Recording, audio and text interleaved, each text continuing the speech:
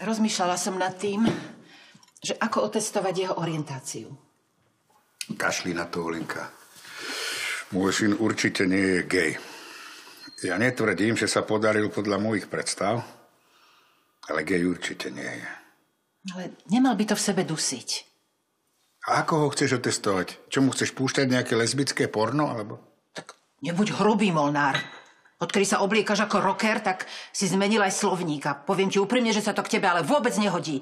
Pôsobíš smiešne. Černá bol dlžný, že si išiel do toho dôchodku. Dobré ránko. Ahoj, sadkaj si. Ako chceš, aby sa náš syn správal ako chlap, keď mu povieš, že sadkaj si? Veď má 33 rokov. Tu si okamžite sadni na riť a čakaj na raňajky. Ferko, vieš, nad čím som rozmýšľala?